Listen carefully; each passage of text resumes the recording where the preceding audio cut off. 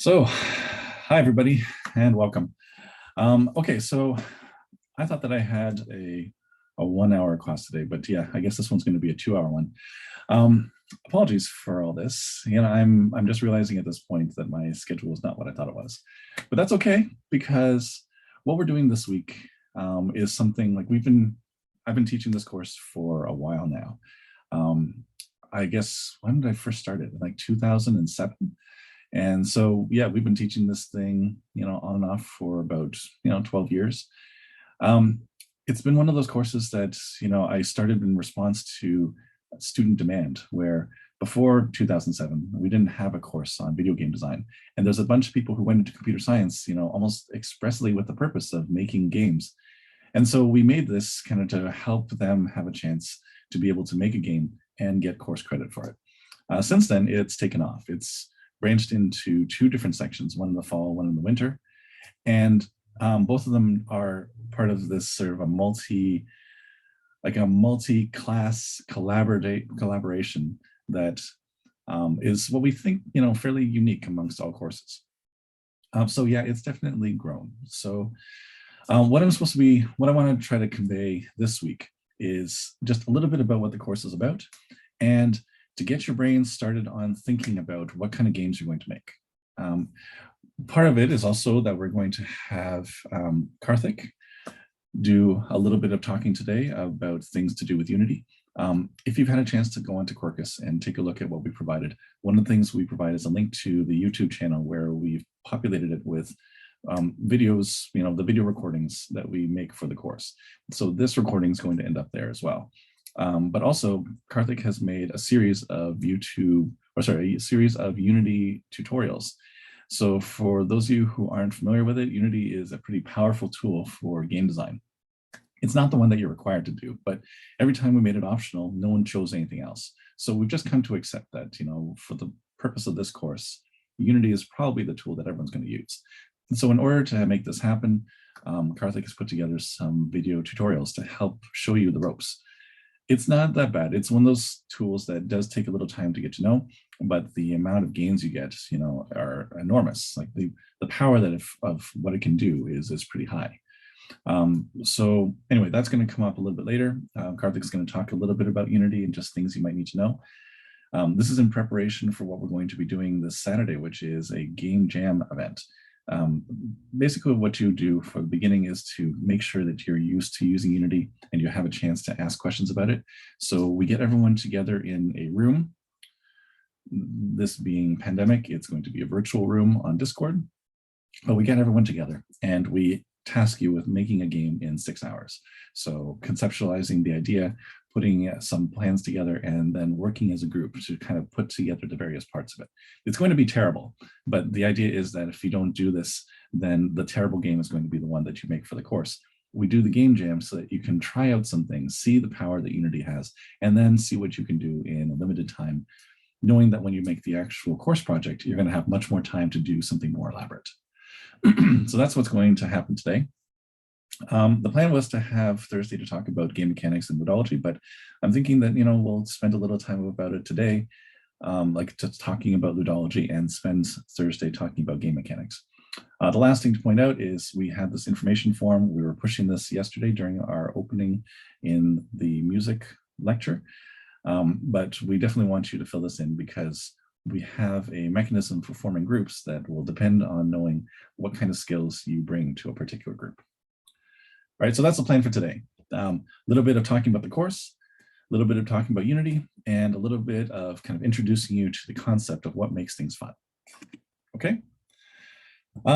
If you came to yesterday's class, because this is a collaboration between three different courses, the music class, the art class at OCAD, and the U of T computer science class, we talked about a few things I'm going to cover again today. Again, if you didn't make it yesterday, then this is just kind of a brief summary of what we talked about. The main thing about this course is we're trying to make a fun game. And this is fun, right? I mean, it's meant to be, but it also is going to be a lot of work, because the idea of making a fun game isn't just something that just happens. No game that is inherently fun has just been born out of, somebody sketching something and it just kind of happened to work. That can work for things like, you know, you can make like a rough student movie and that can work out. But games, because they involve so many other parts to it, you know, any game, even really simple looking ones, tended to involve a huge amount of work in order to get it to something that is simple but fun. So when it comes to this course, what we're asking for is not just, you know, we're aiming to make a fun game, but in order to get there, we need to do a bunch of things. We first need to figure out what kind of ideas are going to be fun. And that's kind of why we talk about this ludology thing. We need to get at the idea of what actually makes a game fun so that you can try to figure out, I guess, looking at existing games, what makes them fun, and then use that to try to figure out how to make a fun game of your own. Assuming you get that, one big part of this course is making sure to get feedback, because it's going to be hard to make something that other people enjoy without finding out what people think about it as they play it. And so your development process is going to involve feedback at multiple stages along the way. What else? Being able to accept feedback. So it's not enough to just be able to get it, but you have to be able to understand how to take it and how to figure out what parts of the feedback you're getting are useful for making your game better. There's a ton of hard work in this, right? You could spend, you know, many more months than what this course offers in order to take the game idea you make in this class and make it work, right? There's no limit to the amount of time you can put into your game. And there's no point at which you can say that your game is finally done, right? It's just a point where you accept the things that you weren't able to accomplish. But that means that with the time you have to put in a lot of hard work in order to make sure your game actually comes together fairly well. Teamwork. This is one of those things that tends to make or break a game, is that when we see the ones that don't do well, it's because the team didn't gel, or there were things where, like, you know, one section of the team did one thing, the other section did another, and they couldn't bring it together. Just communication, coordination, you know, this is something where you really need to have this down. And it's a fourth year course, at least for the U of TCS side, which means that you're expected to have done enough teamwork now to be able to put all of those issues aside and figure out how to work together. This involves a lot of planning to figure out how am I going to stage this thing to help it all come together at the right moment. And even once you make something that works, it's not enough, right? Like, a game that works is still considered to be a bad game because all you can see are the things that aren't working. So this is going to involve coming up with something that's scoped well, so that, you know, once this thing is basically functional, the rest of the time is spent, you know, polishing it and making it shine. So this is all going to be a big challenge. And I know I'm tossing all this at you right now, and some of it you're like, yeah, whatever, I know this stuff. But I'm saying this with like 12 years of experience, having watched like so many students, you know, succeed and fail. And so my main motivation here is to make sure you're not in that second group. I do not want you failing at this. I want to make sure that you come up with these really great ideas and you make these really amazing games. And all the time, and as soon as I see something where this is going to end badly, I'm going to try to let you know. And it's going to be one of these things, because these are the things that caused the games to fail in the past. So, okay, so that's basically what the course is, right? Making a video game and getting a course credit out of it, because even though it is kind of fun, there is going to be a lot that you get out of this at the end. You know, you're going to come out at the other end either knowing more stuff about teamwork, knowing more stuff about the development process. You know, the actual game stuff is going to be part of it too, but you're going to have a lot of, you know, computer science, real world lessons that are going to come in as part of this. So, okay, let's talk about the course in terms of, you know, the different milestones and what you're expected to do. Oh, sorry, just looking at the chat, are we sticking with 1 to 3 today? Yeah, I think so, because if it's on the schedule, then until that schedule changes, I'm going to do what the schedule tells me.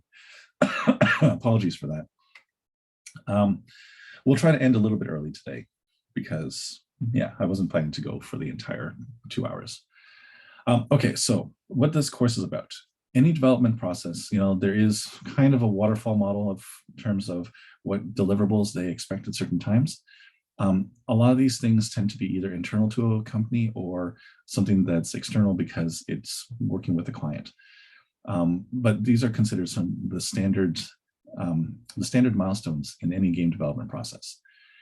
So what we do is we model that here in our course as well. So in week 3, we have what's called the creative brief. That's going to be your pitch. You have to say what your game is going to be about and be able to sell it, be able to describe how it's going to look in a short but really interesting way, so that, let's say you're pitching this to the CTO of your company, they're going to listen to this and say, I'm really interested. I think this could be a good game.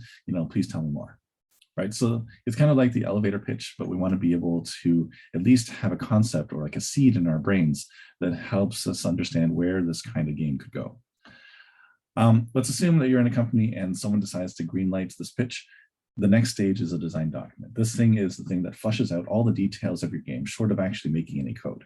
There is a certain tech demo that's involved in this, because we need to be able to see that what you're proposing is realistic. But the idea is that you would say in here what all the characters in your game are going to be. You're going to show, sketch out all the levels.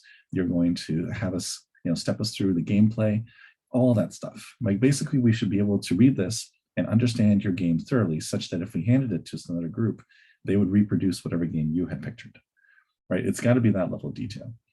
We'll talk about this more again when we get closer to it, but that's kind of what goes on at the design. The alpha release, which is the next one, that's going to take place right after reading week. So you have about 3 weeks after your design doc. So you've got about 2 weeks to make your creative brief from now.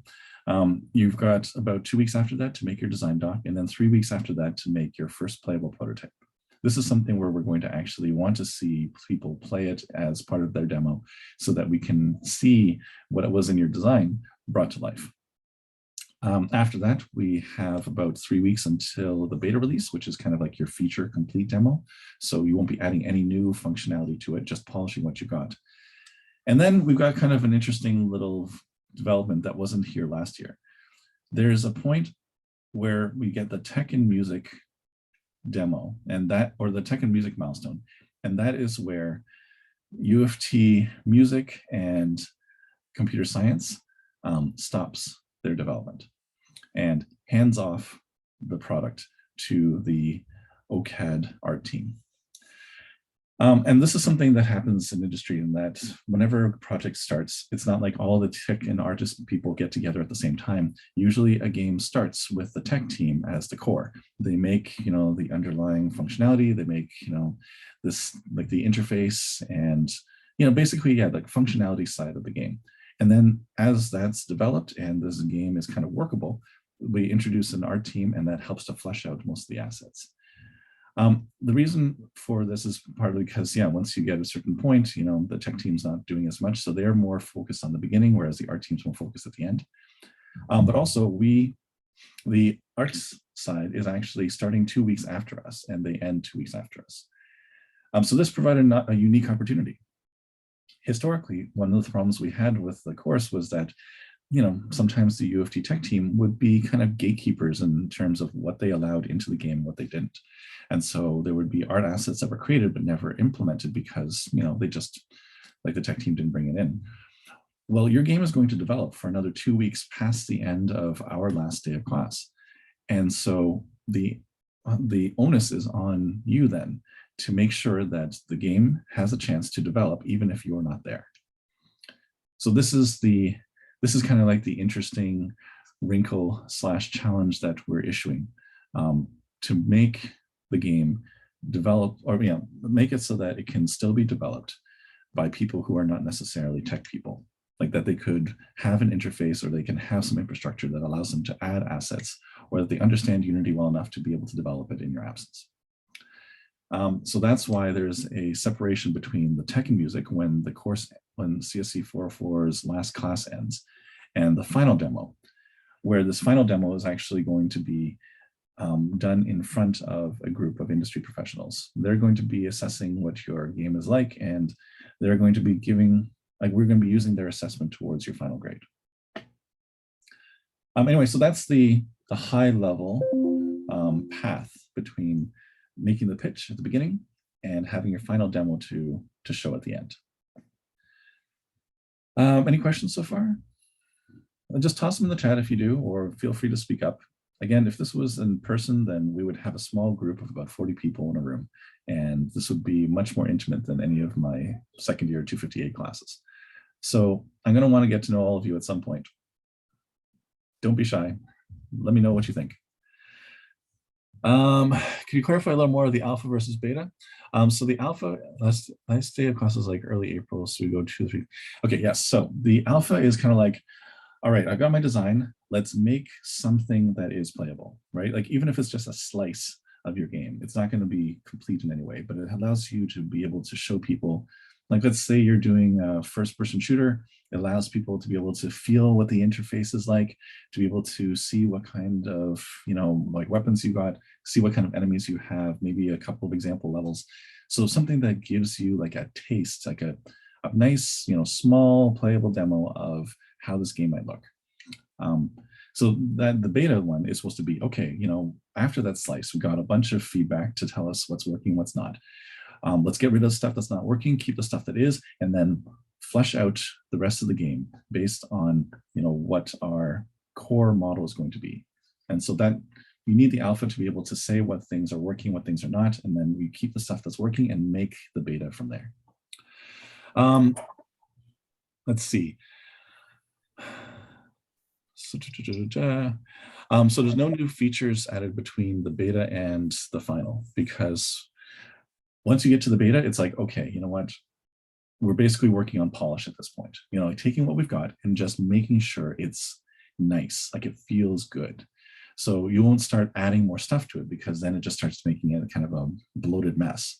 You basically have to say, look, if I don't get it in by like my beta release, it's not going to be in the final game. We just need to take what's in there and make it really good. Let's see. Yeah, so our classes end at the end of April. 2 to 3 weeks later is when our final assessment is going to be done as like a demo in front of this industry group. So you had final assessments in other courses. Usually it was kind of like a final exam. This final assessment is basically just the demo where we collect the opinions from people in industry on how they think of your game. Can you submit another Google form if your schedule's changed? Then yes, definitely. How are groups selected? Oh, that's a fun process too. Are the OCAD people just here to do art? No more than the computer science people are just here to do programming, or the art people or the music people are just here to do like music. Everyone has a hand in the design process and brings their own perspective to it. So design is kind of like the thing that unifies all of the groups in one. Nobody has like domination over like who's best or most suited for design. And so this kind of dovetails into how the groups get formed. What we do is we have our game jam that takes place on Saturday, and then after that, we ask for game ideas. Everyone's going to submit some. It's part of the requirement of what you need to do. And we go through all of them, and we figure out which are the best, like 10 games. And when we say best, it's based on our experience, what we've seen in the past, and what we think is novel and interesting enough and scoped enough to be able to work.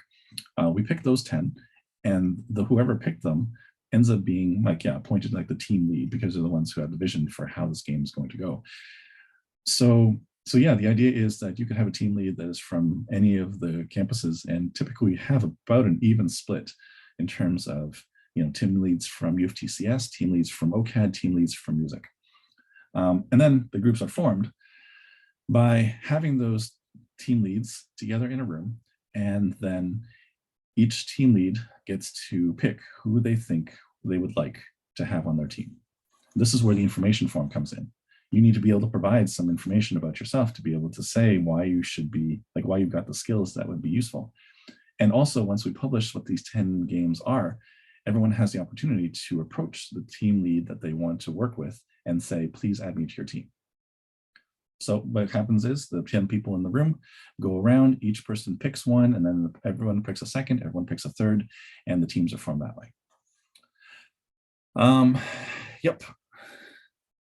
Can we get a spreadsheet to let people fill in their favorite games so we can find friends with similar taste to ourselves? Well, it's interesting. Let me see. I mean, that is entirely based on, it's basically based on what the team lead thinks. The benefit of picking or describing a good game is that if you are team lead, you get to pick who works in your team. So it's not about people getting together and forming a group. The team lead is kind of like the seed of a crystal, and this team forms around that person based on what their vision is and what kind of skills they need in order to make that vision happen, right? So you can, while you're like when these team leads are announced, you can talk to them and suggest why you would want to work with them. But the idea is that the game itself is the thing that we use to bring people together. Not who's got kind of similar interests, because we've done that before and that worked terribly. We had groups that were formed because they were like minds or they were friends. They couldn't come up with a good idea between them. So those games ended up crashing and burning because friends don't necessarily make good ideas. So what we started with is the idea, and then everything else is in service of these ideas. Yep. Let me see, is there any other questions that came up? Let's see. Yeah, that seems to be hitting most of the stuff. Are we going to be getting an opportunity to know what the team leads' ideas are and advertise ourselves? Yes. So what we usually do is that we publish the games that we picked, the description of what they are, the team leads, and you get a chance to kind of work with them. A lot of this kind of comes together pretty quick. So we hope to have these groups formed by the end of next week. This weekend, this game jam is partly also so you have a chance to work with other people and kind of see what they're like. So the game jam, again, if people can't attend it, it's unfortunate. You basically make a game on your own and you submit it to Karthik and he'll check it to make sure it works. But the benefits of it are getting a chance to actually work in this kind of environment, work with other people, maybe feel out what other people are like to work with. And then that helps when people are actually forming groups to say, oh, I remember working with this person at the game jam. I think I want to work with them again.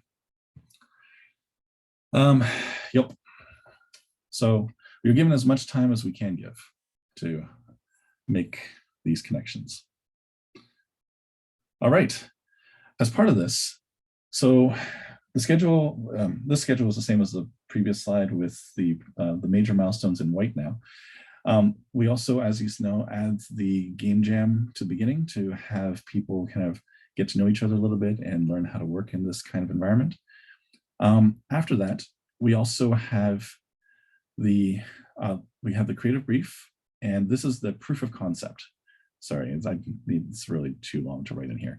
Proof of concept means that after you've actually come up with your pitch, you have to show that you know this can be done. So you can't pitch a game that's like, we're going to use a psychic user interface to help people navigate through a platformer. If you are going to do that, you need to be able to show between your pitch and your design that you have a psychic user interface that you can use. This is just that idea, the proof of concept. So we have, and then also this is when we do our second game jam, because this is when the OCAD class joins us. And so we then have a chance to work together. You've had a chance to work as like a tech team. Now learn how to work as a tech and art team. So that's these two game jams here. The mini demos. So yeah, the proof of concept is to make sure that whatever you're pitching is actually viable. After you do your design, we actually get you to do a sample level of what this game is going to look like. And this one you demonstrate to Karthik, and he's going to give you feedback on, this is working, this is not, so that when you actually start developing, you're not going down a path that's not going to work well for you. We also have play testing. That takes place between the alpha and the beta. This is where you have to put your game in front of other people and get their feedback and use that feedback in order to inform the changes that go towards your beta. So in the game jams, you're working on games that are separate from the main games. Yes, you're going to be working on a game, and at the end of the 6 hours, you're going to throw it away. Except for maybe the second one. The second game jam is when you've already kind of come up with your pitch ideas. So whatever you're jamming together will likely be kind of the basis of what your final game is going to look like. But the first one, the idea is that you're going to do it. We're going to look at it. We're going to, marvel at each other's work. And then we're going to say, okay, that was great. And you're likely not going to see that game again. But this is how game jams work, right? So do you get to choose the team for the game jams? I mean, we tend to just have them form. If we were in a room together, we would actually just go like 1, 2, 3, 4, 5, 1, 2, 3, 4, 5, and then have people separate that way. we'll figure out a way of making this work in the actual day. But I would encourage you to work with people you've never met before, because if you've already met and know how someone works, you don't learn anything from the game jam. The game jam is when you get a chance to feel out other people that you've never met before, to figure out who do you want to recruit in whatever final game you end up with. Yep. So that's what's going on here. The game jam's worth marks. Yes, they're 5%. It's basically pass or fail. You come, you do the work, we check to make sure you're there. And if you guys make a game at the end that seems like reasonable given the 6-hour time frame, then yeah, you just get 5 marks for it. Yep. I have a course info sheet that I'm going to have to modify because, yeah, my perception of what the lecture times were is different than what I thought. So, Steve. Yep. Hey, so what if you have conflicts on the Saturday mornings for the game jam?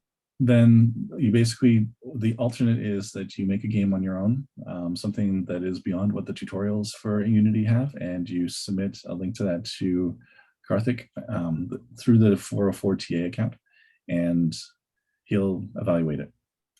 I mean, we're not saying it's a required thing because it's on a Saturday. Some people have plans or whatever, but we just try to say if you can make it, it's highly beneficial in terms of everything you get. But you get 5% either way for either submitting something to Karthik or for showing up and making a game together. Okay. Yep. Is it cool to leave early on Saturday for personal reasons? Yeah, we get it.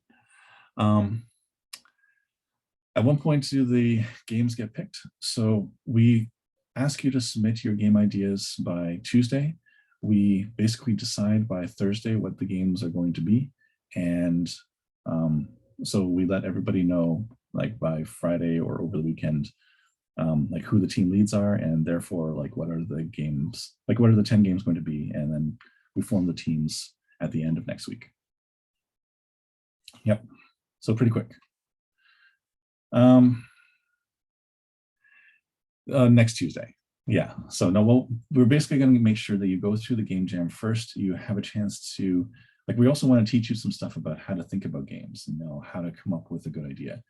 So once we've had a chance to do that, then you have a chance to submit your idea, but we don't want you to submit it right away. Does everybody have to submit a game idea, or can you choose not to? You can choose not to. Well, actually, we do make it a requirement, like it is worth marks. So submit some crappy idea if you can't come up with something, right? I mean, it's the act of actually doing it and making sure it's in there. But the benefits to being a team lead is that you can pick the game that you work on, and you can pick who's going to work with you. So there's a benefit to submitting something and having it chosen. Anyway, so that's what the 2 game jams are. The game jams are 5% each, for basically attending and doing the work, or if you can't attend, submitting something that approximates what you were supposed to do. The course project takes up 80%, because this is basically a project-based course, and there is 10% that's allocated for participation. Participation means things like when we ask you to submit something, you submit it. When we're doing demos in front of industry panels, you be there. When we ask you to give feedback on another group's presentation, you do it, right? These things are because this class is not a whole, like 40 individuals in a room. It's a class of people who are all supposed to be working together. Part of it is that you're going to be like seeing each other's presentations and stealing each other's ideas. And, if someone asks a question, then other people can help out. And so we want to make sure that you are actually engaged, right? One of the things we ask about to get into the course is to say, are you committed to doing this, right? And part of it is we want you to realize that you're one of 40 people. Like it's a small, tight-knit course, and we want you all to be working together, right? Yeah, let's talk about how the ideas work in a sec. When we get through the teams, we talked about this again yesterday because it benefits everyone to know, but it's usually about 3, 3, and 2 between U of T CS, OCAD, and faculty music. You can do whatever technology you want, but one of the realities is we're likely going to be doing all of our demos online, right? I don't see that changing anytime soon. So you have to be able to make ideas and implement them in ways that work well with an online delivery system. How that's going to work, well, we'll talk about that as we get closer to development time. But one thing you should note is that these 5 milestones, you're getting industry feedback from all of them. We have developed like a network of contacts that we pull on for this that brings about, at least 2 to 3 industry guests to every demo, so that the feedback you get isn't just from us, but from people who actually work in the industry and can use their real world experience to give you ideas on what can be fixed. And this is not an easy thing to do, I should point out. Getting like there is like a fairly well-developed video game industry in Toronto, but yeah, getting a bunch of people to come and volunteer their time is tricky. But people do it, and the main reason they do it is because they were students once too. They want to be able to provide feedback the way they got feedback.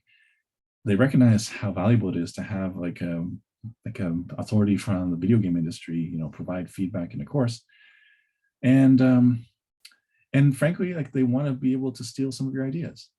They realize that sometimes they get a little bogged down in working on the task they've got, and game jams are kind of their way of being able to make something creative. But sometimes it can be, it can stagnate a little bit by working on the same one small tool. But if you get to see what other people are making, then yeah, you get to see like, this is a really weird idea. I hadn't thought about this, but it makes you start to think about kind of new ideas of your own. So it's fun, to be able to see what crazy things our students are coming up with. Ubisoft Toronto is recruiting. Yes, they are recruiting. This is something else I should mention. If you are interested in getting a game job, this can help because we bring people who will come in and they're like a lot of them are actually recruiting to like build up their own teams. So this is a good way for them to say like, oh, that person seems interesting. I'd really like to meet them. It's also why we do an end of term demo at some of the larger companies that we know, because a lot of them are interested in seeing some of these students instead of looking at a bunch of resumes. And if they see someone who looks promising, then there's an opportunity to have a dialogue afterwards. So we've had a few of these where somebody would have an offer to go work for one of these companies before the course was over, because they were able to show the kind of the technical artistry they were able to do, and that impressed some of these industry guests. But Ubisoft Toronto is hiring significantly, and if that's where you want to go, you need to look up the Ubisoft Next competition. It may or may not be posted yet, but that is their main way of funneling people from university into their company. They host their own little competition where they say, all right, well, we're going to have you do your version of asteroids, and you have to show how you would program it to make it work. And then they basically do a contest where they give the top 5 people like prizes, including an internship with Ubisoft, with the idea that that's going to lead into some future career. If you want to do Oculus, is there hardware available? Yes, we have various kinds. We have some old Oculus DX units, and I also have access to some things like an HTC Vive. But remember, this is going to be tricky to do if people don't have the hardware at home. So even when it comes to assuming that our guests are going to be set up at home with any of this kind of hardware, it's tricky. It all very much hinges on whether we come back in person or not. Anyway, so this is getting to the idea of what the differences are between the course in the before times and the course now. So before we had our lectures and stuff in person. Now all this is taking place on Zoom. Presentations, we would usually bring industry guests onto campus, and then they would be evaluating it, from our lecture room. But now we're doing it all in Discord, which actually makes it easier to be able to pull in our colleagues who are often like the West Coast or overseas. That's where also we're going to be doing the game jam, because if you've never used Discord, it's a useful tool not only for being able to communicate within a team, but also to be able to, like actually use this to be able to connect to the people that you're developing with, in real time. Let's see what else. And the YouTube channel. So there should be a link off of Quarkus for this. This is where all of our recorded lectures are going to stay. Is the Zoom passcode being Fibonacci sequence intentional? Yes, it is. I need something I can remember, and something that's numerical that you can type in if you're joining us by phone. All right, so let's take a look at some of the things we've seen in the past. This course has been around for,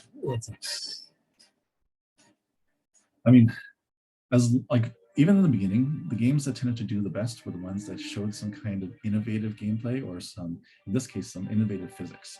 So what this guy did back in 2008 was he made something where he was a bubble and he used his graphics background to be able to make this elasticity. So he made the bubble a bunch of little points that had elastic contacts between them. And so every time it bumped against something, the points would move, but then this thing would find its way back to its original shape. So when he came up with this idea, he made the whole thing around bubble physics.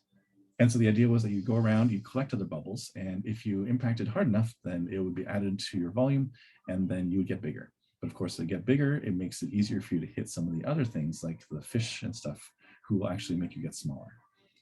So yeah, this is kind of like, I don't know, like Sonic, but you're a bubble, and Sonic gets bigger as it eats things. Anyway, you're supposed to, as you get bigger, you rise higher and higher to the surface, and the idea is you're supposed to reach the surface of the water and escape. Not bad. For like, 2008. Gentleman Explorer, so one of the things we also say is that when it comes to your games, people have asked, are we going to do these things in 3D or in like 2D? We are steering you away from 2D because I also teach like introductory game design courses, in first year and second year, and they do 2D games. This is a fourth year course. We need you to be able to show off some of your technical prowess, which means, not 2D. But what this group did was they made a 2.5D thing by having the whole thing be a bunch like a pop-up book. So it was a pop-up game where, like everything was very like Paper Mario-ish in terms of the assets. So it was still 3D, but they were able to take advantage of the OCAD person's illustration background to make this work. What are the introductory courses? Well, those ones are the PMU 199, or sorry, I guess they're the CSC 199s as well, but they only let me teach those once in a while. So I do some side research, like a 299 ROP. So if you're, sometimes some of you may have, I guess at least one of you I know has taken part in that. So this was 2014, Office Joust. It was just so this is one of those examples of someone who came up with a really simple, compelling idea. And they end up like, not working very hard on it. There were a couple times when the difference between one milestone and the next wasn't very significant, but the idea was so compelling that it almost didn't matter. They were able to, like, it was just so fun as like a core concept. And so, this is an example of someone who, it was supposed to be that you were supposed to carry the stapler around as like a capture the flag kind of thing. But anyway, so again, an idea that was so simple and so fun that they almost couldn't screw it up. Incidentally, so things like the Office Joust one, when we used to have this competition called Level Up, where all the schools from across Ontario came together in one place and showed off their games to the general public and a panel of experts. The prizes that we gave out of those, because our sponsors required us to give out prizes, this was one of the ones that won the prize for that year. The next one that was 2015, Pitfall Planet. This one was meant to be like a cooperative game, so you need to have two players try to navigate this level together. It was just kind of all around good. Like, it wasn't like Office Joust, which had this really cool game idea. It was like a cooperative game, which was cool, but it was just executed so well that this one also won the best game award at this Level Up showcase. And it was really posh because the art team really invested time into making this thing look good, but they also just knew some interesting tricks, things that you can do in Unity that just make some of these, the particle effects, the shaders, you can make a game that's fine at the alpha level, look really great at the beta level. So this is why we talk about, polish, right? Once you get all the features of your game in by the beta, you spend the rest of the time polishing it to make it look like this, right? This is one that took place a little bit later. This one didn't get first place in our competition, but it came second in every category. So like second in art, second in tech, second in gameplay. And I know, right? It seems like this seems impossible to do in 3 months. This is why we get you started early and quickly to try to get this kind of momentum going. Let's fast forward a little bit. So 2019, this is when this one team called Fangs and Friends, they basically won everything because they made a game where, from a functionality point of view, it was really solid, right? This would work well if it was just cubes working with cubes, but also the art team made this thing look beautiful. So it was, I think the word sublime is the word that the judges used to describe this. But yeah, so it was just it was a really amazing game. So this is to give you a sense of what's possible, right? You are working on a game together in the same circumstances as the people who made these things. And while we're not showing you all the games, because there were some games that weren't good, right? And didn't want to show it to you, but there was always a few that made it really, like they made a really amazing experience in the time they had available. So this would all be presented at our Level Up Showcase event, which, I think we're basically trying to pivot it to be digital as all things, but, these events and the classes, they all work with all the industry partners that we have who are, partly there to see if there's anyone that they can hire, but also to give the feedback to people that, like they used to be at one point. All right, so what things can I tell you about? So we showed you some of the best games. Those are the games where the teams worked really well together. Like they met constantly. They were always, figuring out what the next thing is to do, and they were all committed to making this game work. So this is kind of what we try to get you to do as well, right? Make a lot of good plans, like figure out how this is going to work, constantly like iterate and change and update things. But the planning is going to be an essential part of making your game work. Communication, as we said, is a huge part as well. If you don't have a team that works well together, then it's just going to be slow in terms of making things, or in terms of completing your milestones. We like to have people kind of take the lead on certain areas. So if your main thing is working on like the front end or the UI or something like that, have one person who knows that really well and can take the lead for that, and have other people help support them in that task. We had this team lead structure because what we found when everyone was equal is that no one took charge on having to make something work. So appointing someone team lead at least puts the responsibility on someone to make sure that there's communication going and that the team is working together as a whole, as opposed to people just kind of doing things as ad hoc. Playtesting, is again something where if your game sucks, you need to figure it out early. Put it in front of people, have them tell you it sucks. It's a hard, painful process to have people criticize you, and it's not something we get to see a lot of in computer science. This is where the OCAD people are much better at this because it's a constant process receiving critiques. You need to be able to embrace this early and be able to understand how to take playtesting feedback and embrace it and use it to make your game better. In the end, it doesn't matter, if they hurt your feelings, as long as your game is better, right? And also just being able to make something new and interesting, right? We want to see something cool, right? So don't just try to make something that you've already seen before. You can use the things that you've seen before as the basis for what your game's going to be, but make sure there's something new and like really different about it. Just take one aspect of what you're going to do and twist it and see what you get. Bad things, people who look at this thing as, like just being like a course where they want to get a mark, that's not what they're doing here. If you do well, you get a high mark, but don't try to game the system, if you pardon the expression. Diffusion responsibility is one of the big Ds too. We've seen things in the past where a team just flopped because everyone thought it was someone else's job to say, pull the game together. Like everyone's like, I'm working on the AI aspect and that's my job and I'm not going to do anything once that's done, right? And this idea that, oh, I've got my own area of responsibility and I don't have to worry about anything else is what makes this whole thing a bunch of individual pieces, but not an actual game. So we basically say like, look, make sure that you at least have, like everyone's taking responsibility for this game, right?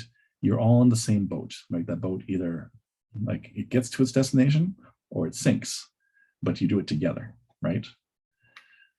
That being said, people who assume too much leadership to the point where they exclude other people's voices and, basically dominate, that always works badly too, because then it means that anyone else who doesn't feel like they're being heard doesn't feel like invested in the project. And so they just tune out.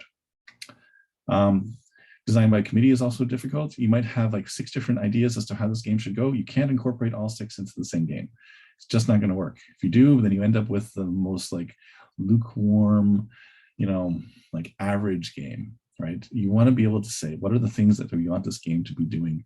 Let's make that one thing work really well instead of trying to appease everybody by putting everyone's game ideas into one game.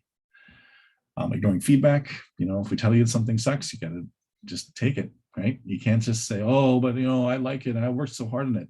Doesn't matter. If you worked like 10 hours on something that sucks, it still sucks. Better to just, cut off the arm and save the patient.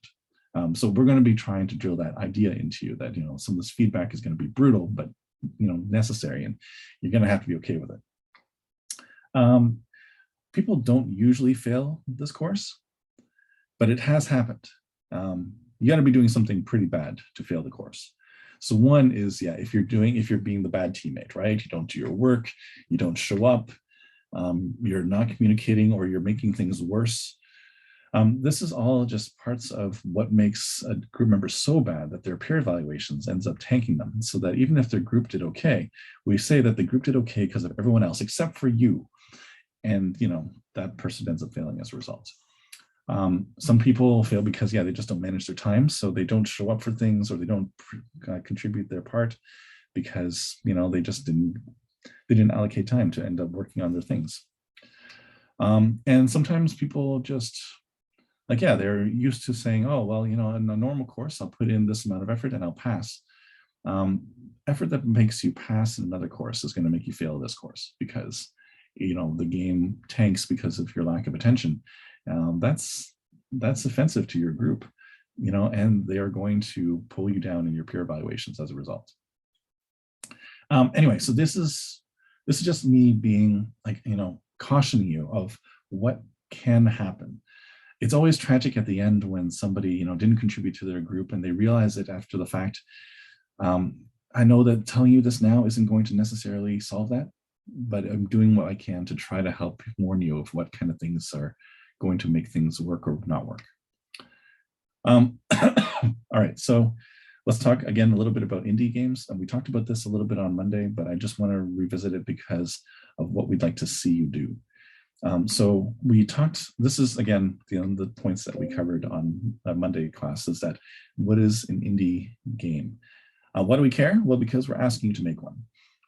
We are not going to be making the next Call of Duty in this course, right? That's just not happening.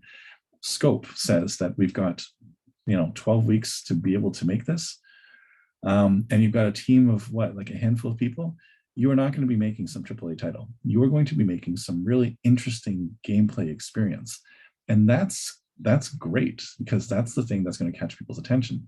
Nobody needs to see another Call of Duty because we've got plenty. We want to be able to see the next really innovative game, the one that everyone wants to download because oh, this is really cool. So that's what you're going to try to do, right? Something novel, something innovative. And so for this, I'm going to show you a few examples. And for each of these things, the one thing you're supposed to be doing is thinking oh, this game is like this genre that's already familiar, but with one interesting change, right? It's sort of asking the question of what if we were to make a platformer that does something different. So I don't know how many people have heard of this game. This is Braid. This was out a while ago, but it was when indie games were really big, this is one of the first ones that people use as the example for it. So again, platformer, but you have the ability to rewind time, right? So yes, this is 2D. This is mostly just telling you about indie games. The idea, right now, I'm shifting away from what you're going to be expected to do as a project. I'm trying to get you thinking about how to come up with an innovative idea. Because here, this is a game where, it's basically platforming. So you've got these little creatures you need to avoid. You've got these gaps. It's kind of like Mario in a lot of ways, except for the one thing that's different. And the one thing that's different is this rewinding time mechanic, right? So this is what makes this cool, right? It's familiar in all ways of how platformers typically work. with the main difference being that, yeah, this ability to rewind time makes it stand out against other platforms. Things like Monument Valley, right? Again, this is one of those where you've got a little character on the bottom that's trying to make its way through various paths. What's the what if here? Well, the what if here is to say, all right, well, what if you could actually have this character, not just walk on the floor, but also based on the geometry, have them go and walk on the walls as well, right? And then you go from there and you say, oh, okay, if that's the case, then what does my level look like? What would the puzzles be? How would I make this work, right? But it all is based off of that one idea, what if we took a regular game that people are familiar with and we just change one thing to make it kind of novel or interesting, right? Anyway, Journey. This is also one of those that headed the indie movement when it first started.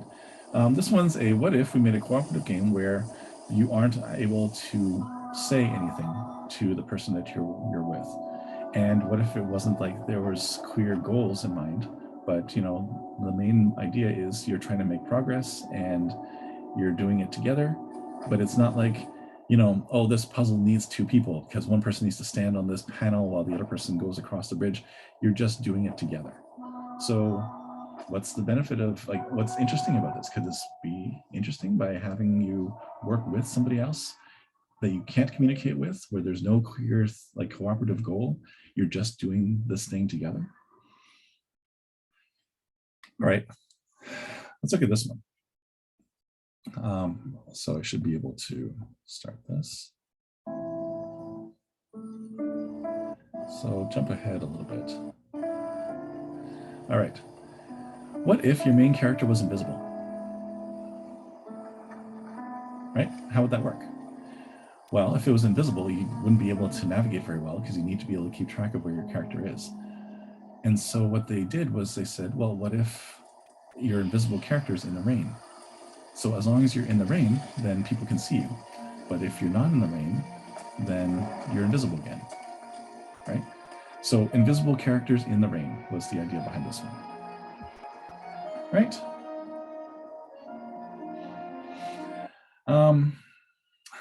Johann Sebastian Joust. I mean, this is one of those was like, what if you were to use, the PlayStation Move controllers, but you don't use them with the PlayStation? What if you just use them on their own? How would that work? Right? So that was the idea behind Johann Sebastian Joust. Emma referred to this a little bit as well, but the main idea behind this one is that there's music playing and you can move the controller faster or slower based on the music tempo. So if the music's going fast, then you can take big movements, but if it's going slowly, you have to keep it really still. And so people are trying to hit each other's controllers in order to make them, crap out. So again, yeah, interesting. We're not doing that because COVID. But, anyway, that's the idea behind it. And then Papers, Please was just this idea of well, this one's not as much a what if as it is like an interesting scenario of what if you were to gamify the idea of being like a border crossing agent, right?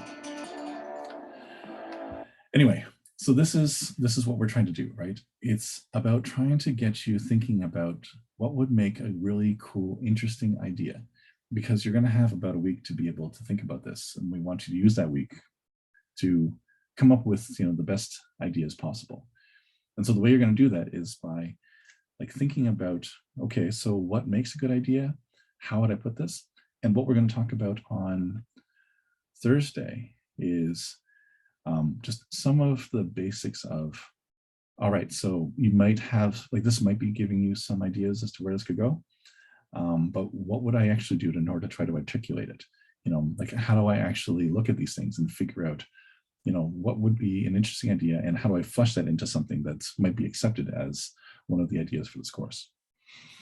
And otherwise, the main thing for today is to give you a sense of what this course is about, how this is going to be a lot of fun, but it is also going to be a lot of work. And we're going to be getting started soon and making a lot of things happen in a short period of time. Anyway, but we've had years and years of people go through this course. And while they might come out at the other end, exhausted, they come out happy because they've had a chance to work on something really cool as a result. Does anyone have any questions about this? This is kind of, again, the whirlwind intro. Can I talk a bit about IP ownership of the games? Sure. U of T has this policy where anyone, faculty, staff, students, who makes things as part of their time at U of T can monetize it, and the university will help you. But they also, they reserve the right to take in about 25% ownership of whatever you make. That can usually be negotiated down, but they start with that and they go down from there. Which is much better than most universities, especially in the States, where it's usually default 50%.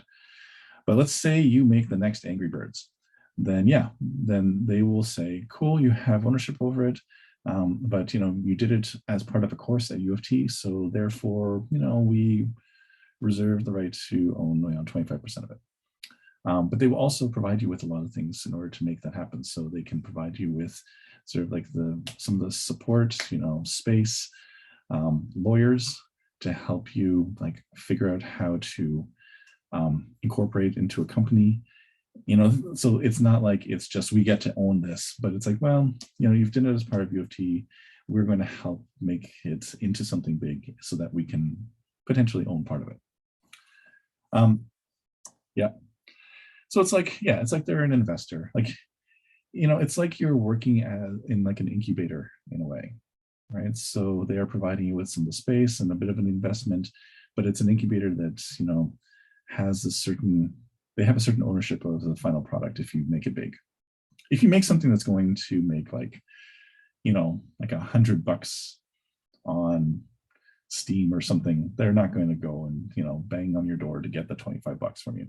It's mostly if you make the next Angry Birds, then they're going to be like, hey, you did this as part of your time here. So so we've seen that more in when I was working on like the 491 course, where it was working with the business of software, where they're actually trying to make a product. Here, what you're probably going to make is something where if you like it, if at the end people like your game, you could probably invest another year in it in order to release it. That's what the Pitfall Planet people did. That's what the Fangs and Friends people did. They basically just stuck together for another year after the course was done, and they polished their game and then released it. So you can actually go onto Steam, I think, and find Pitfall Planet if you wanted to go download and play it. Incidentally, the guy who made Pitfall Planet, he came back to be a TA for the course a couple of times, and he recently made a game called A Short Hike. I don't know if any of you have heard of it. But yeah, so we like to think of this as like a place where you can, with a lot of guidance from us, make something that can help springboard you into a career if that's what you're interested in. Let's see. Other questions? If not, I'm going to just take like a little moment to sort of talk about the beginning of the next topic, which is Short Hike is the picture taking game. Yeah, sort of. He would call it the hiking game, I think. Okay, so Can I ask a quick question? Sure, yeah. The Thursday lectures, are they at 10 a.m. or at 1 p.m.? Oh, okay, so you're just joining us. This is something that we were talking about at the beginning, where I was under the impression that they were at 1, but I have just figured out that it's at 10, so I have to do a little bit of, I have to check to see if it can be moved, but if not, like currently it's at 10, and so that's an oops on my part. So I got to go and figure out if that can be moved around at all. I heard the conversation earlier. I just wasn't sure if it was 10 or 1 that we were actually going with. Yeah. Let me make some calls and figure out what's going to happen. Thanks. Yeah. Yeah. Short Hike. Like it is a pretty fun game, but we're going to get him to come and be one of the guests who gives you feedback, probably for your pitch. So that's something to look forward to. Anyway, so I'm just going to take a little bit of time. I'll give Karthik kind of the last half hour or so.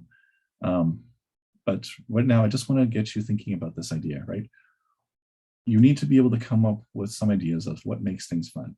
And people, if they understood how to make things fun, then we would never have bad, or we wouldn't have games that aren't fun.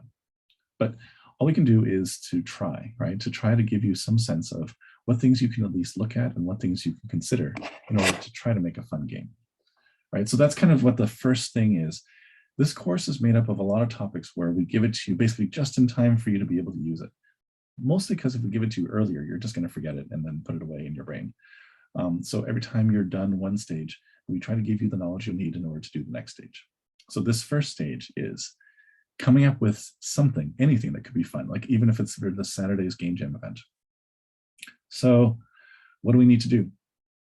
So we need to be able to, first off, in order to even start this process, we need to look at what games are fun and try to examine what makes them fun so that we can try to create new ideas that, that incorporate some of these same elements. And I don't mean incorporate the same elements like, oh, this thing is fun in this game, so we'll just put it into this one. That never works. But it's trying to figure out the psychology of how did the people who made this game come up with this idea, and what did they tap into in order to try to make a fun experience? And then see enough of these things to be able to say, all right, if I'm going to try to conjecture what a fun experience might be, then what would it be? I'm not going to copy and paste. I'm going to use the ideas I've seen before to inform my own thoughts. But like you're going to get more. You're going to get more viable ideas by having been exposed to things and sort of seeing what stuff works and what doesn't. So this is what we're trying to do, right? We're trying to come up with something that would actually make this game fun for your audience.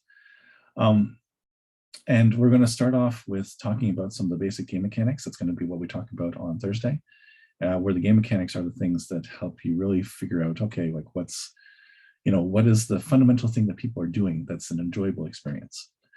For this, what I often try to do is this game called Passage. I'll probably start off Thursday with this. Okay, I do have a little clip for this.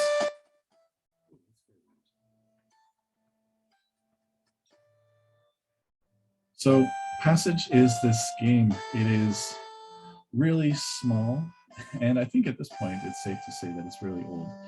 And what happens is that you control the character on the very left, and right away you actually have a chance to meet up with this other character and then just move with them. And that's all basically that you know to do.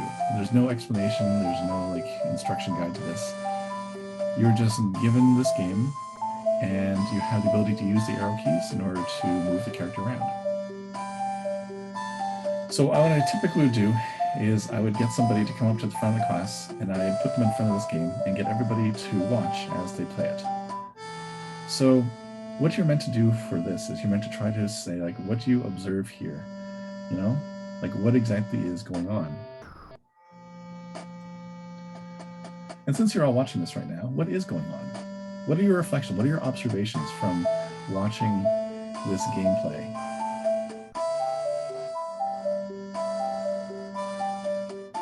I mean, what's the game about? What kind of things are you noticing about it that are interesting?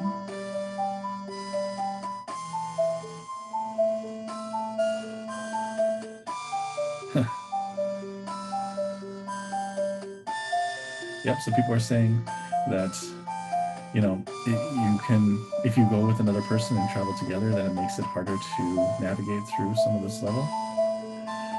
Why is the world unfolding like this? Yeah. And you've got this score in the top right, what does it even mean exactly? Oh, some people are saying, oh, the future is blurry. So is that basically saying that there's, the things that are showing up on the right-hand side are kind of in the future? And have you noticed what the position of the character is as they're moving, as the game is continuing, right? They start off on the left-hand side, and where are they now? Are the game's characters changing in terms of their appearance?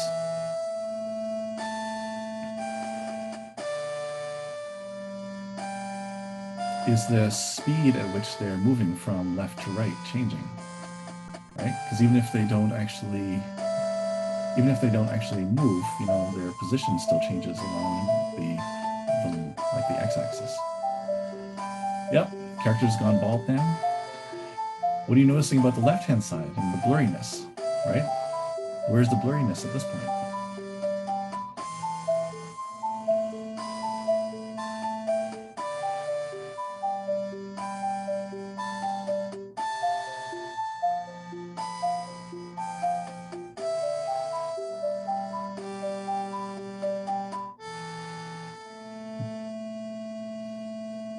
Incidentally, you can play this game by not meeting up with the other character and just playing it on your own. So yeah, having the other character go with you is entirely optional.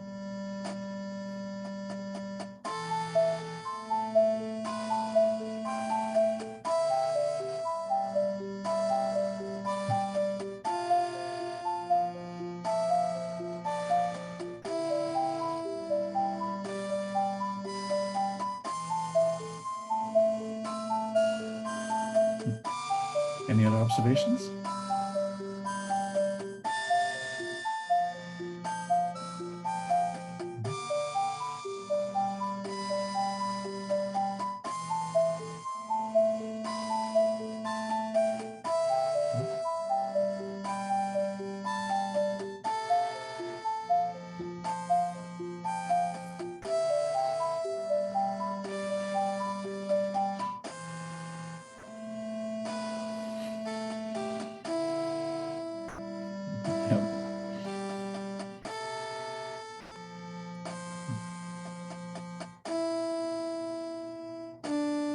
I actually didn't notice that. Yeah, the score is going up by 1 at a time as opposed to 2. Huh.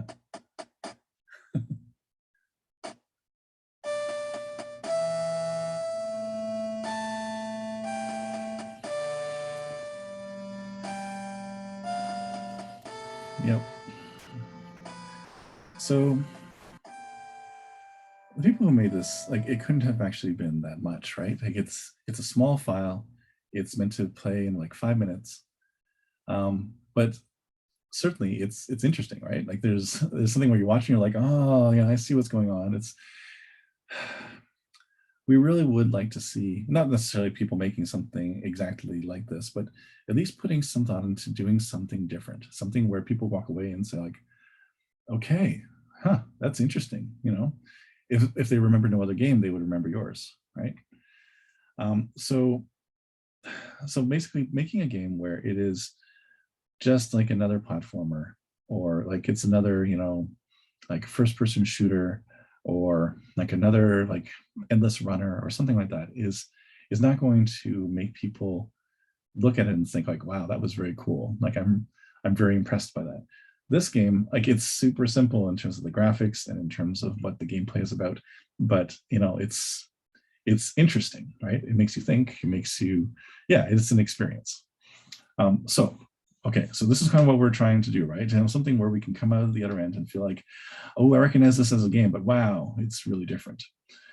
And so one of the things that I know, this comes up, and I need to just make sure I state this, is that a lot of people who have played games wouldn't be able to come up with a good game on their own, right? They can recognize it and they'd be able to enjoy it, but it's really tricky to come up with something novel because people are so used to what they've seen. You know, coming up with something innovative requires you to bend your brain in ways that we don't tend to have a lot of practice doing, right? So this is the, like, eating food doesn't make you a chef principle. This is why companies will tend to hire people in the role of producers. Producers are terms that can vary from one company to the next, but if you think of producers in, you know, the film and television industry, they're typically the ones who fork over the money because they have the vision that they want to see done. They might get these ideas from other people. People will pitch their ideas to the producers, but the producers are essentially the ones who decide which are going to be, what projects are going to work on and what you're going to invest in. And so what we've got is, like, we need to have people who, you know, they have that kind of vision. They understand what's going to work and what's not. And then they can end up leading a team that's going to actually make that vision happen, right? Okay, so let's look at some games to say what makes things fun. Right. Should you submit ideas if you don't think that you have the time or skills to do it? We would want you to at least try. The exercise itself is informative on, what kind of things need to go into a good game, right? So we want everyone, even if they don't feel like they're going to come up with the idea that gets picked, to at least feel like, okay, I'm going to go through the exercise and at least, think about this so that when the time comes and I need to make a fun game, it's already in my mind. So things like Angry Birds, right?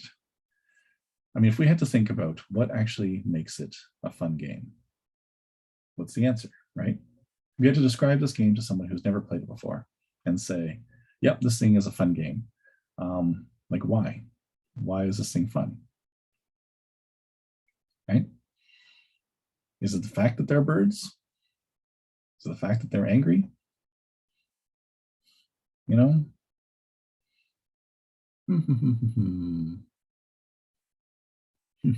Sacrificing themselves to save their eggs. Yeah.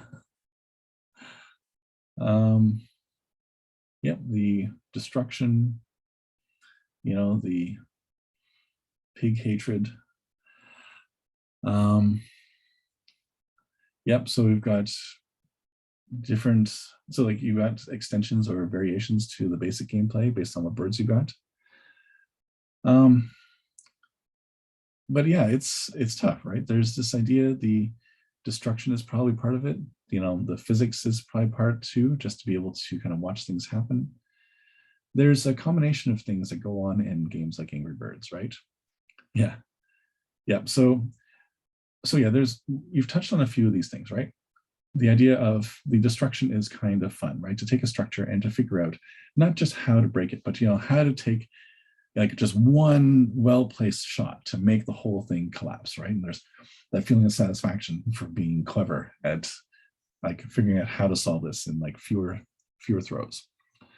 The fact that this thing is based on mobile devices and is easy to pick up and easy to play, it doesn't require like a huge learning curve. You can just pick it up and go. The fact that you got the realistic physics, right? That even if there wasn't any destruction, just watching the birds bounce around as a result of your throw is also satisfying, and enjoyable to see. Being able to say level up, right? You can beat a level with like a 1-star rating, and then you can play it again. And there's incentive, like there's the replay value that goes into it as well. There's the aesthetic qualities, right? The birds versus the pigs, and how this kind of thing looks. Like there's a lot of different things that are going on in here, right? And it's not like people start off with all of these things at once. They usually start off with some basic thing, like I want to make a game that's about, you're basically trying to knock down these structures, right? And we're going to do it in a way that, you can do on a mobile device, pretty simply, right? And all the other things that come afterwards, like the aesthetic qualities, sound effects, even some of the things like realistic physics are probably things that came after their original concept. What makes this fun? Right? Is it the amazing photorealistic graphics?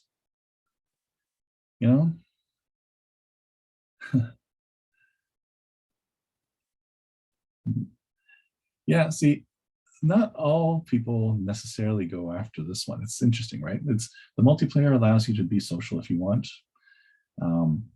There's this, it's basically based off of the principle, like, these party games where like you would have to try to figure out, like who's the murderer amongst the group, right? And using that idea, this psychological task of like putting people against each other with, these tiny little tasks that you can do to help keep the ship going. It's a very simple concept, but some people like it or you hate it, depending on what you like. What do you think? But yeah, it is mostly the human element as opposed to the game itself, right? It's not like it's got the physics capabilities or like all those little things we talked about for Angry Birds. This one is entirely just taking some psychological thing that humans like to do and just giving them a medium to do it. So the idea is like, yeah, there are a lot of ideas out there, but being able to come up with an idea and then polish it is really tough. What we try to get you to do for this course is to say, when you propose an idea for this course, you don't just submit the first idea that comes to mind and then the second and the third. Is that you want to be able to come up with just iterating a ton of ideas, come up with like 10 different ideas. The exercise of doing so means that you're not just going to come up with the first thing that comes to mind, which is your main feeling of what a game should be. But, as you start thinking, okay, well, if you can't do that game, what would your second game be? And if you can't do that, what would your third game be? If you can't do that one, what would your fourth game? And as you start getting past the things that are obvious to you, and you start to look at things that are a little bit like, if we've used up all the low-hanging fruit and we're really trying to figure out something else, that's when you start to get into territory that other people have not already explored, right? Like the things that don't end up being obvious to other people too. And so this is where, the exercises of trying to help like push your brain thinking about things and then like just coming up with a wealth of ideas and then figuring out which of those which are the gems out of those ones is big. And in the end, what we need to be able to do is to take these ideas that you come up with, figure out which ones have the most potential, and then communicate that potential to like the audience of other people in the class, so that others can sort of look at that and say like, yeah, that actually seems like it would be really good, or us in particular. So what we're going to try to do is try to figure out, what are the principles that go behind fun games, right? Like what have people done in the past in order to try to come up with an idea that would be fun? Knowing that nobody ever tries to make a bad game, right? Here's a good example. This is back from my youth. So this is a time when, martial arts movies were big and Shaquille O'Neal was big. So they thought, of course, let's put those two things together. So they made a game called Shaq Fu. Basically, it's like a Mortal Kombat clone with Shaq as the player that you get to battle with. Yeah. The world is littered with, the corpses of bad games. Some of them don't intend to be bad. Some of them are bad for reasons that are out of their control. Some of them just don't do well in, the audience that they're trying to target, or some of them try too hard, right? But yeah, these are all things like the top left, for those who haven't seen this, is E.T. Again, E.T. was big, but it was considered to be so oppressively punishing that, it wasn't enjoyable enough to make up for the IP. Even things like Pac-Man, right? The idea behind it is fine, but there is a certain amount of trying it before you implement it that, like Pac-Man ripoffs just couldn't do. Sonic, oh, poor Sonic. Sonic has just been plagued with all sorts of difficulties as they try to reinvent themselves and in ways that don't tend to work out. And Fallout 76, well, it's just, just kind of unfortunate. Yeah, so, and the point is well made, is that some of these games are famous, like famously bad, right? But it's the same as things like movies. No one ever tries to make a bad movie, right? They all start off with the best of intentions or with some idea that they feel like has a chance at success. And then, just the process of how these things are made, who's at the helm, what kind of sacrifices were made along the way, can lead even some of the most promising ideas into something like a really terrible result. Games are not immune to that either, right? And if anything, they usually have a faster turnaround time that kind of makes these things, like it just exacerbates the problem of, what kind of things can cause the games to fail. So what we're going to do is we're going to take some time in our class on Thursday to just think about at least how to conceive of making new kinds of games, right? We're going to talk about game mechanics and use that as like an exercise to say, like, let's say we had to come up with new types of games. Like, let's give you some interactions, some active learning exercises to help stimulate those muscles and help you figure out, where can we come up with these new ideas from, right? And the idea is that we're going to start off by making something like that Office Joust game, where we have some concept that is fundamentally fun, and then everything else we build on top of that just enhances it, right? So that's kind of where we're going to aim for when we meet up again on Thursday. Any questions, thoughts before we continue? If not, what I'm going to do is I'm going to hand things off to I'm going to hand things off to Karthik to do a little chat about Unity and maybe see if there's some questions that we want to answer there. All right. So Karthik, do you want? Hey. Okay, I'm actually just going to stop this recording.